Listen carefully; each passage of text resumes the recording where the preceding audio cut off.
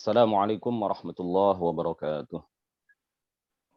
Ila asyrafin nabiyina Muhammadur Rasulillah sallallahu alaihi wasallam wa alihi wa dhurriyyatihi wa azwajihi wa ahli baitihi al-kiram wa ila arwahi ikhwanihi minal anbiya'i wal mursalin was-sahabati wat tabi'in wal awliya'is salihin wal ulama'il 'amilin wal malaikatil muqarrabin wal mujahidin fi sabili rabbil alamin wa ilal musannifin al-mukhlisin ونخص خصوصا إلى سلطان الأولياء الشيخ عبد القادر الجيلاني والإمام أحمد الرفاعي الكبير وسلسلة رجال الطريقة الرفاعية وسلسلة رجال الطريقة القادرية وسلسلة رجال الطريقة النكشبندية وسلسلة رجال الطريقة العلوية وإلى أرواح المسلمين والمسلمات والمؤمنين والمؤمنات من مشارق الأرض إلى مغاربها برها وبحرها خصوصا آباءنا وأمهاتنا وأجدادنا وجداتنا ومشايخنا ومشايخ مشايخنا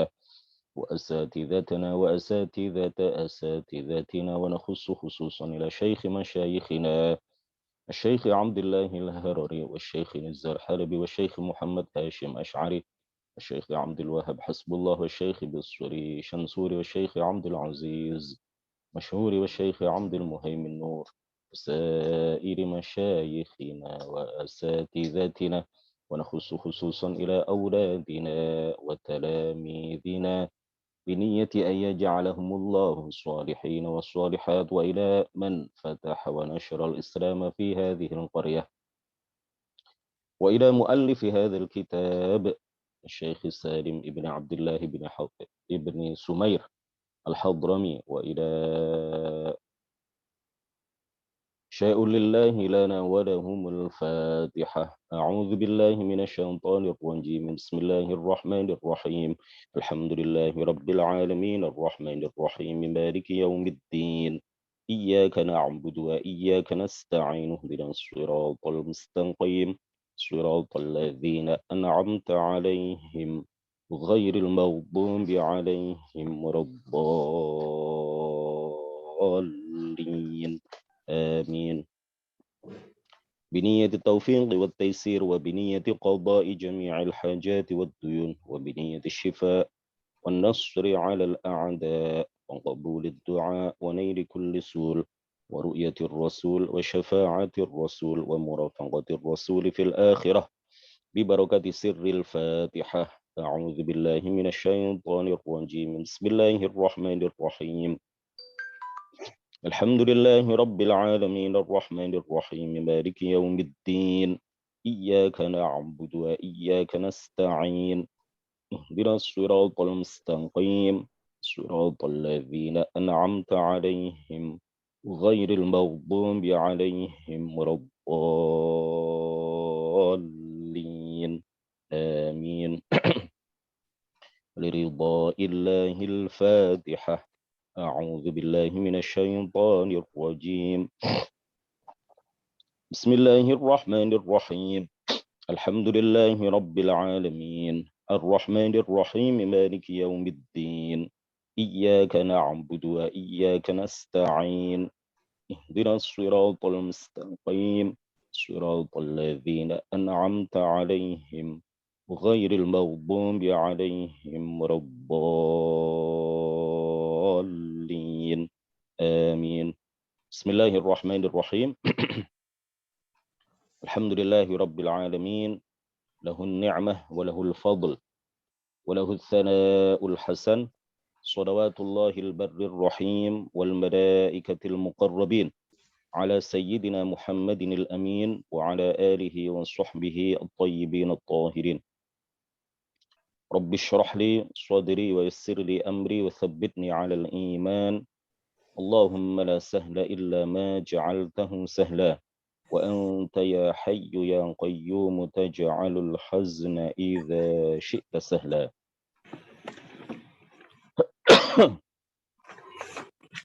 أما بعد mikrofonnya tolong ditutup ya.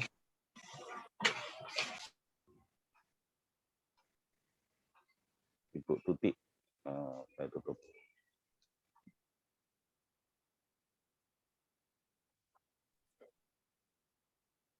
Baik,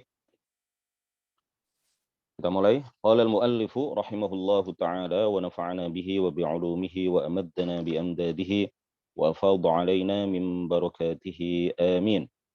Faslun, ini adalah sebuah pasal. Wa ma'na la ilaha illallah la ma'buda bihaqqin fil wujudi illallah.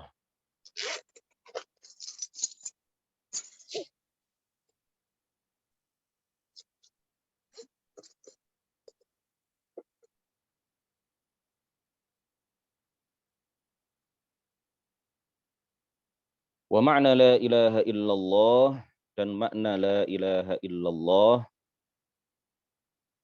adalah la ma'buda bihaqqin fil wujudi illallah.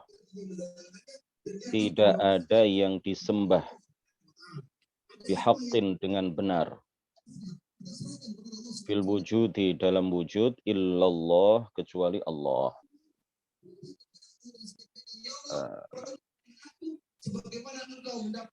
Saya bisukan ya, Bu Indah Amalia, saya bisukan. Ya, dah ya. Baik.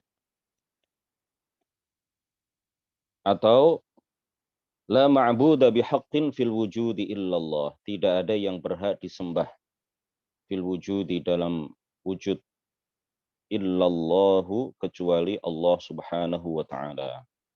Kalau guru-guru kita tanpa fil wujud ya. La ma'buda, biasanya guru-guru kami mengartikan la ilaha illallah dengan makna la ma'buda bihaqqin illallah. Kalau di Safinatun Najah, begitu juga di Sulamut Taufik ya. Para ulama Yaman biasanya menambahkan kata fil wujud. La ma'buda bihaqqin fil wujudi illallah.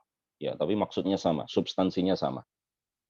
Tidak ada yang berhak disembah atau tidak ada yang disembah dengan benar kecuali Allah Subhanahu wa taala.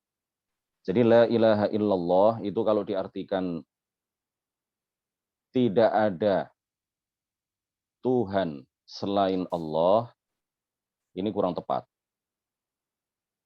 Begitu juga kalau diartikan tidak ada yang disembah kecuali Allah, ini juga kurang tepat. Kenapa demikian? Karena kata al-ilah itu artinya adalah al-ma'bud bihaqqin, yang disembah dengan benar atau yang berhak disembah. Jadi kata al-ilah itu artinya bukan hanya yang disembah. Ya. Kata al-ilah itu artinya bukan hanya al-ma'bud, tetapi al-ilah itu artinya adalah al-ma'bud bihaqqin. Al-ma'bud bihaqqin, yaitu Allah Subhanahu wa taala. Kenapa pemaknaan atau penerjemahan la ilaha illallah dengan arti, dengan makna tidak ada Tuhan selain Allah itu kurang tepat? Karena dua hal. Yang pertama, karena arti seperti yang tadi kami sampaikan. Karena makna dari al-ilah itu adalah yang disembah dengan benar atau yang berhak disembah, yaitu Allah Subhanahu wa taala. Jadi la ilaha illallah artinya jelas, tidak ada yang disembah dengan benar kecuali hanya Allah, atau tidak ada yang berhak disembah kecuali hanya Allah Subhanahu wa taala. Kemudian alasan kedua adalah fakta, kenyataan yang ada, ya, kenyataan bahwa yang disembah dan dianggap sebagai Tuhan itu bukan hanya Allah. Yang disembah oleh manusia dan yang dianggap Tuhan oleh manusia itu bukan hanya Allah Subhanahu wa taala. Kenyataannya begitu. Tetapi yang satu-satunya Tuhan yang berhak disembah hanyalah Allah. Faktanya banyak manusia yang menyembah Nabi Isa. Ya. Tetapi Nabi Isa disembah dengan tidak benar. Artinya beliau tidak berhak disembah, tapi disembah, faktanya disembah. Ya, dianggap sebagai Tuhan oleh sebagian orang. Kemudian ada yang menyembah Siddhartha Gautama, ada yang menyembah batu, ada yang menyembah roh, ada yang menganggap benda-benda tertentu sebagai Tuhan. Tetapi mereka semuanya, benda-benda itu, roh roh itu, kemudian eh, apapun selain Allah yang dianggap Tuhan oleh sebagian orang, itu mereka semuanya tidak berhak menjadi Tuhan, tidak berhak disembah. Satu-satunya yang berhak disembah hanyalah Allah Subhanahu wa taala. Jadi la ilaha illallah itu artinya dimaknai, kalau dimaknai secara tepat adalah apa? Tidak ada yang berhak disembah, tidak ada satupun yang disembah dengan benar kecuali hanya Allah. Atau tidak ada satupun yang berhak disembah kecuali hanya Allah Subhanahu wa taala. Sebagian ulama, dan bahkan ini adalah pendapat dari Al-Imam Abul Hasan Al-Asy'ari, dan juga diriwayatkan dari Al-Imam Abu Mansur Al-Maturidi, dua imam ahli sunnati wal jamaah, memaknai la ilaha illallah dengan makna la khaliqa illallah, tidak ada pencipta selain Allah Subhanahu wa taala. Dan guru-guru kami menyebut bahwa pemaknaan yang kedua ini lebih kuat, lebih pas, lebih tepat. Ya, meskipun pemaknaan yang pertama lebih populer di kalangan para ulama, tetapi pemaknaan yang kedua, yaitu dengan makna tidak ada pencipta selain Allah, la ilaha illallah, diartikan tidak ada pencipta selain Allah, ini adalah pendapat yang lebih kuat. Dan ini adalah pendapat Al-Imam Abul Hasan Al-Asy'ari dan juga Al-Imam Abu Mansur Al-Maturidi. Tetapi pendapat yang kedua ini memang tidak begitu populer di kalangan kita, bahkan juga di kalangan para ulama. Baik, kemudian apa makna dari ibadah? Tidak ada yang berhak disembah. Artinya tidak ada yang berhak diibadahi. Ya, kita menggunakan makna yang populer, makna yang umum. Tidak ada yang berhak diibadahi kecuali hanya Allah. Ya, disembah itu kan artinya diibadahi. Disembah, diibadahi, diyakini sebagai Tuhan yang berhak disembah. Tidak ada yang wajib atau berhak disembah, atau tidak ada yang disembah dengan benar, artinya tidak ada yang berhak diibadahi kecuali hanya Allah Subhanahu wa taala. Nah, dari sini kemudian kita perlu mengetahui makna dari ibadah. Ibadah menurut para ulama artinya adalah aqsa ghayatil khusyu' wal khudu'. Ya, di kitab-kitab bahasa diantaranya adalah di At-Tahdzib. At-Tahdzib karangan Al-Azhari. Beliau mengatakan wa ma'nal ibadati fil lughati at-ta'atu ma'al khudu'. Ibnul Athir juga mengatakan demikian. Murtada Az-Zabidi juga mengatakan demikian. Ya, Taqiyuddin As-Subki juga mengatakan demikian. Dan para ulama yang lain juga mengatakan hal yang sama. Intinya bahwa ibadah itu artinya adalah apa? Puncak ketundukan dan puncak perendahan diri. Puncak ketundukan, puncak ketaatan, dan puncak perendahan diri. Ibadah itu artinya adalah puncak ketundukan, puncak ketaatan, dan puncak perendahan diri. Ini arti yang sebenarnya. Ya. Seperti kalau seseorang sujud, seorang muslim sujud dengan meletakkan dahi dan wajahnya di atas tanah. Dahi dan wajah yang merupakan bagian tubuh yang paling mulia itu diletakkan di atas tanah, ya, menyerahkan seorang muslim ketika meletakkan bagian tubuhnya yang paling mulia yaitu wajah di atas tanah.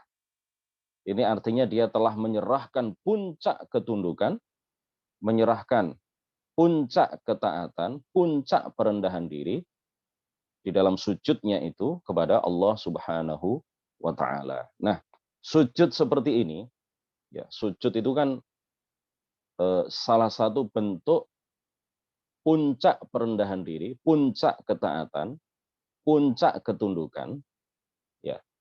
Sujud itu adalah salah satu bentuk puncak ketundukan, puncak perendahan diri, sehingga tidak boleh ditujukan kepada selain Allah Subhanahu wa taala. Tidak boleh ditujukan kepada selain Allah. Kalau ada seseorang yang sujud kepada selain Allah, ya, dengan makna atau dengan niat menyerahkan puncak ketundukannya dan puncak perendahan dirinya kepada selain Allah itu, maka berarti dia telah kafir. Berarti dia telah menyembah kepada selain Allah, berarti dia telah menyerahkan puncak ketundukan, puncak perendahan dirinya kepada selain Allah, dan dengan itu dia dihukumi sebagai kafir. Kemudian salah satu bentuk puncak ketundukan, puncak perendahan diri juga adalah meyakini bahwa Allah Subhanahu wa taala adalah satu-satunya zat yang menciptakan segala sesuatu. Satu-satunya zat yang memberikan manfaat secara hakiki dan menolak mara bahaya secara hakiki. Itu adalah salah satu bentuk puncak perendahan diri, puncak ketundukan, puncak ketaatan. Jadi kalau hal ini diserahkan, ditujukan kepada selain Allah, maka kafir. Ya, seperti orang yang meyakini, misalkan, seperti orang yang meyakini bahwa Nabi Isa atau Yesus adalah pencipta segala sesuatu. Atau meyakini bahwa ada selain Allah, siapapun ya, tidak harus Yesus. Siapapun, selain Allah, ada yang dapat mendatangkan manfaat secara hakiki tanpa izin Allah. Ada yang meyakini, seseorang meyakini bahwa sesuatu selain Allah dapat menolak mara bahaya secara hakiki tanpa izin Allah, maka berarti orang ini telah beribadah kepada selain Allah. Berarti orang ini telah menyembah selain Allah. Dengan demikian dia telah kafir kepada Allah karena menyerahkan puncak ketundukan, puncak perendahan dirinya, puncak ketaatannya kepada selain Allah Subhanahu wa taala. Dari sini kemudian para ulama menjelaskan bahwa sekadar taat, sekadar tunduk, ya, bukan menyerahkan puncak ketaatan dan puncak ketundukan, tidak. Tapi sekedar taat biasa, tidak sampai puncaknya. Tidak sampai menyerahkan puncak ketundukan. Ya, artinya tidak sampai meyakini bahwa ada sesuatu selain Allah yang dapat menciptakan sesuatu tanpa izin Allah Subhanahu wa taala, tidak demikian. Tetapi hanya taat biasa saja, taat kepada orang tua, taat kepada guru, taat kepada undang-undang misalkan, taat kepada presiden, taat kepada kepala daerah, ya. Mengikuti bos, ya, di dalam melanggar aturan misalkan, mengikuti atasan di dalam melanggar aturan, tetapi tidak sampai menyerahkan puncak ketundukannya kepada selain Allah Subhanahu wa taala, maka dalam keadaan seperti itu dia tidak kafir kepada Allah, ya. Sekedar taat itu bukan berarti ibadah kepada sekedar taat kepada pimpinan, sekedar taat kepada pimpinan itu bukan berarti beribadah kepada pimpinan atau menganggapnya sebagai Tuhan atau menyerahkan puncak ketundukan kepada pimpinan itu, tidak, ya. Kemudian sekedar berharap, sekedar takut, berharap biasa kepada makhluk, ya, itu bukan berarti kita menyembahnya. Takut kepada makhluk bukan berarti kita menyembahnya. Takut biasa, tidak sampai pada puncak perendahan diri, ya, maka itu tidak disebut sebagai ibadah. Takut kepada corona, ya. Takut biasa, takut yang manusiawi. Takut kepada singa, berharap kepada dokter, ya, berharap kepada dokter agar dia dapat menyembuhkan kita, dalam arti bukan menciptakan kesembuhan tanpa izin Allah, tetapi dalam arti kita berharap agar dia bisa menyembuhkan kita. Itu dalam arti apa? Kita berharap agar dokter itu bisa menjadi sebab kesembuhan kita. Dan di dalam hati kita meyakini bahwa Allah adalah sang pencipta atau zat yang menciptakan kesembuhan. Maka berharap seperti itu, berharap kepada selain Allah dalam arti seperti itu, tidaklah kekufuran, bukanlah kekufuran. Takut kepada singa, takut terkena corona misalkan, ya.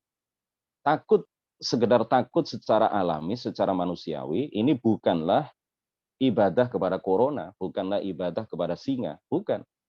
Ya, karena ada sebagian orang itu yang mengatakan berharap itu ya harus kepada Allah, jangan kepada makhluk. Loh, emang nggak boleh berharap kepada makhluk? Boleh-boleh saja. Dalam arti apa? Berharap, kita mengharapkan dia sebagai sebab terciptanya sesuatu atas izin Allah untuk kita. Itu boleh, nggak ada masalah. Takut kok kepada corona, takut itu ya kepada Allah. Kalau ada yang takut kepada corona berarti dia kafir. Ya, tidak seperti itu. Ini orang yang tidak paham akidah. Orang yang seperti ini tidak paham tauhid, ya. Sekedar takut kepada selain Allah, sekadar takut, bukan menyerahkan puncak ketundukan kita kepada corona, tidak. Takut biasa, takut manusiawi. Boleh, tidak ada masalah. Dalam arti apa?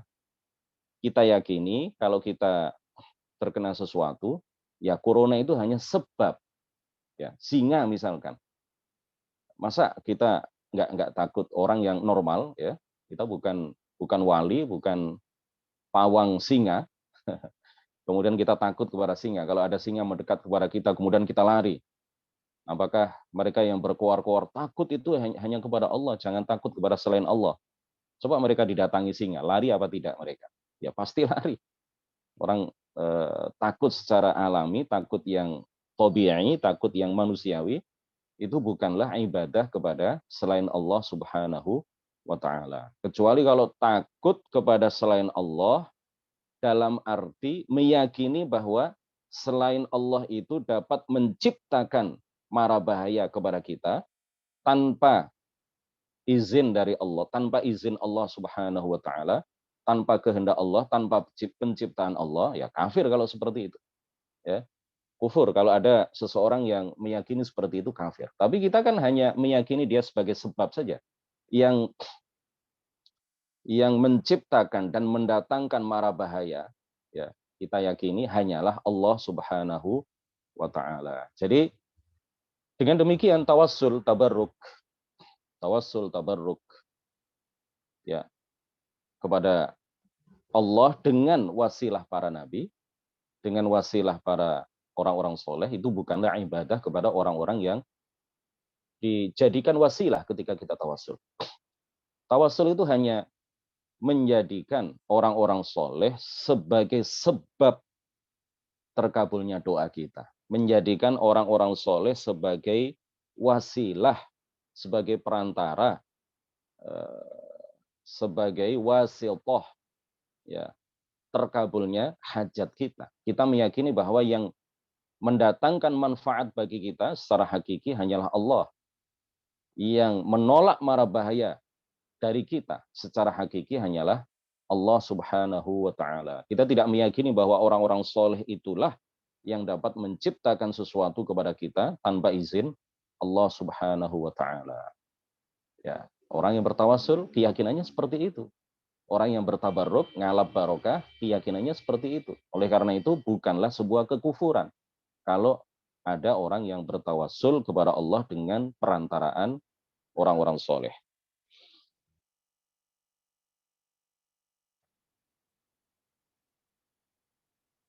Ada beberapa chat yang masuk tadi. Iya, baik. Ini tadi lupa saya cas HP-nya, jadi sudah minim sekali. Kajian kita bagi ini kita cukupkan sampai di sini. Ya, sedikit, mudah-mudahan bermanfaat.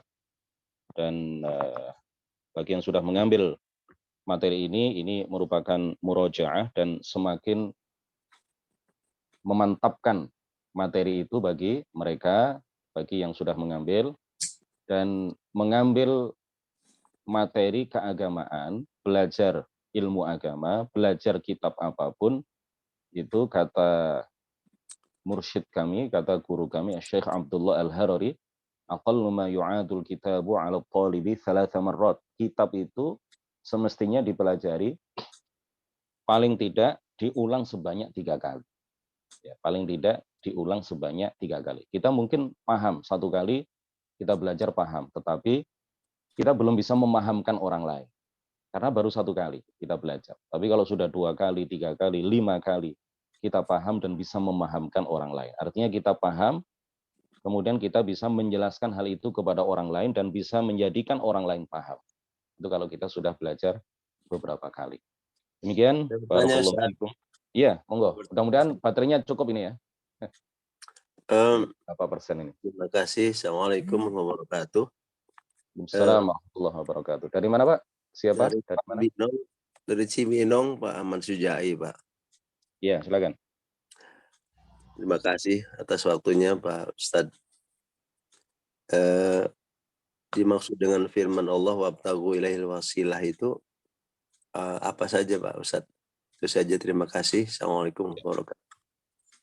Ya, al-wasilah di situ artinya hal-hal yang mendekatkan diri kita kepada Allah Subhanahu wa taala. Bisa dengan amal soleh.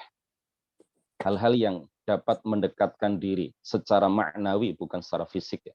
Hal-hal yang mendekatkan diri kita kepada Allah Subhanahu wa taala secara maknawi. Artinya hal-hal yang diridhoi oleh Allah Subhanahu wa taala. Seperti apa? Seperti amal soleh kita. Setelah kita beramal soleh, seperti ini, ngaji seperti ini adalah salah satu amal soleh. Jika kita niatkan betul-betul lillah, ya, bukan karena apa-apa. Kita niatkan lillah, setelah kita ngaji, kemudian kita menjadikan amal soleh kita yang berupa ngaji ini sebagai wasilah, ya, sebagai wasilah agar Allah Subhanahu wa taala meluluskan kita dalam ujian, melunaskan hutang-hutang kita, menjadikan anak-anak kita solihin, solihat, dan permintaan-permintaan atau hajat-hajat yang lain. Begitu juga orang-orang soleh. Ini juga, jadi kalau amal soleh saja, kalau amal soleh saja boleh dijadikan wasilah berdasarkan kesepakatan para ulama, ya. Kalau amal soleh saja berdasarkan hadis yang diriwayatkan oleh Imam Al-Bukhari boleh dijadikan wasilah, apalagi orang soleh, ya, apalagi para nabi misalkan. Lebih mulia mana? Amal soleh atau para nabi? Lebih mulia para nabi. Menurut Allah, Nabi Muhammad adalah makhluk yang paling utama. Para nabi secara keseluruhan adalah makhluk yang paling utama. Ya, amal soleh itu adalah makhluk. Amal soleh adalah makhluk. Para nabi adalah makhluk. Dan dinyatakan para nabi adalah makhluk yang paling mulia. Itu artinya apa? Para nabi lebih mulia, ya, dia makhluk, mereka makhluk, tetapi mereka adalah lebih mulia daripada makhluk yang bernama amal soleh. Dua-duanya selain Allah. Amal soleh ini selain Allah, para nabi juga selain Allah. Artinya apa? Makhluk. Dua-duanya makhluk. Mana yang lebih mulia? Para nabi ataukah amal soleh? Jelas adalah para nabi. Jadi kalau bertawasul dengan amal soleh saja boleh, apalagi bertawasul dengan para nabi. Bertawasul dengan para wali. Bertawasul dengan az-zawat al-fadilah. Bertawasul dengan orang-orang yang memiliki keutamaan, kemuliaan, derajat tinggi menurut Allah Subhanahu wa taala. Tawasul dengan Sunan Ampel, bertawasul dengan Sunan Gunung Jati, bertawasul dengan para aulia, ya, para wali di daerah-daerah tertentu, bertawasul dengan Syekh Abdul Qadir Jilani, bertawasul dengan Al-Imam Ahmad Ar-Rifai. Maka itu semuanya boleh dalam arti apa? At-tasabbub, ya. Kita menjadikan mereka sebagai sebab terkabulnya doa kita. Itulah hakikat dari tawasul. Jadi kalau orang-orang Wahabi menganggap orang yang bertawasul itu menyembah orang soleh, ini adalah suudzon yang tidak pada tempatnya. Ini adalah berburuk sangka yang tidak berdasar, ya, suudzon yang tidak berdasar. Kita tidak menyembah Allah, kita tidak menyembah selain Allah. Kita tidak menyembah wasilah yang kita jadikan perantara, sebab, ya, perantara atau sebab di dalam doa kita kepada Allah Subhanahu wa taala. Kita tetap meminta kepada Allah.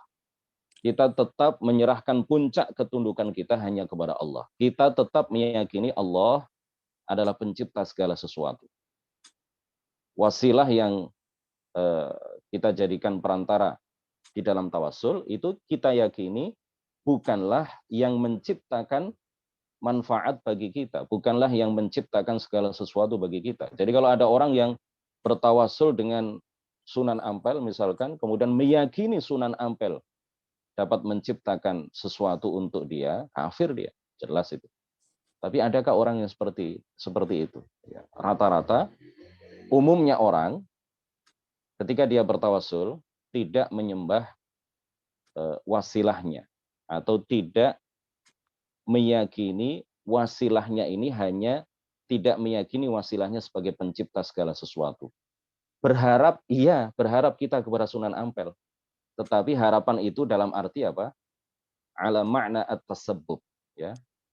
Meyakini beliau hanya sebagai wasilah, ya, yang menciptakan apapun untuk kita, manfaat apapun untuk kita hanyalah Allah Subhanahu wa taala. Begitu Pak ya, Pak Rifai Cilegon. Pak Ahmad Sujai Cibinong, Pak. Pak Sujai Cibinong. Cibinong. Pak Sujai Cibinong. Ya, Sujai Cibinong. Barakallahu fikum. Ya. Amin. Amin. Jazakumullah. Manfaat. Amin. Kemudian manfaat barokah. Amin. Amin. Jangan terpengaruh dengan orang-orang Wahabi yang mengkafir-kafirkan, ya. Bukan hanya mengkafirkan, ya, mengkafir-kafirkan. Karena selalu didengung-dengungkan, ya. Mengkafir-kafirkan orang yang bertawasul. Nah, ini tidak berdasar sama sekali. Tawasul dengan orang-orang soleh itu sudah disepakati kebolehannya oleh para ulama, baik salaf maupun khalaf. Yang mengingkari hal itu hanya Ibnu Taimiyah dan para pengikutnya, termasuk Muhammad bin Abdul Wahab dan tokoh-tokoh Wahabi pada masa sekarang. Demikian Pak Sujai Cibinong. Mudah-mudahan bermanfaat. Silahkan kalau habis ngaji ini bertawasul dengan amal soleh yang berupa ngaji agar putra-putri Bapak dan putra-putri kita semuanya dijadikan oleh Allah sebagai putra-putri yang sholihin, sholihat. Amin. Wahlil wa nusalli ala nabi la ilaha illallah. Allahumma salli ala sayyidina Muhammad wa ala alihi wa sahbihi wa sallim. Rabbi ighfirli wa liwalidayya wa lil mu'minina wal mu'minat. Barakallahu fikum. Assalamualaikum warahmatullahi wabarakatuh. Waalaikumsalam warahmatullahi wabarakatuh.